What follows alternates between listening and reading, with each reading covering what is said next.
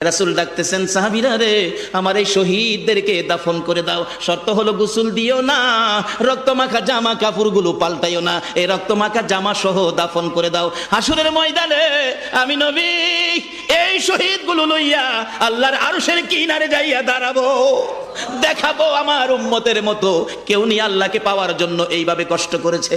এবার দাফনের কাজ শুরু হলে কিতাব লেখে 69 জনের দাফন শেষ। 70-এর মাথায় আসওয়াদ দূরে পড়ে আছে। আমার নবী 2 কদম সামনে গিয়ে দেখে আসওয়াদ নতুন তরবারি হাতে চিত হয়ে পড়ে আছে, শহীদ হয়ে গেছে। আমার নবী ডাকে, রে আসওয়াদ, মদিনার হুর বিয়ে করতে পাঠাইছিলাম, মদিনার হুর বিয়ে করলি না, যুদ্ধের ময়দানে জীবন দিয়ে বিদায় হলে। আসওয়াদ রে, নতুন তরবারিটা হাতে রে। আসওয়াদ একজন সাহাবী বলেন, হুজুর বিয়ের বাজার করতে এসে আপনি যুদ্ধে গেছেন, খবর পাইয়া বিয়ের বাজারে টাকা দিয়ে যুদ্ধের বাজার করেছে, আসওয়াদ শহীদ হয়েছে। আমার নবী ডাকে, মাবুদ, আমার আসওয়াদকে তুমি কি দিবা গো আল্লাহ?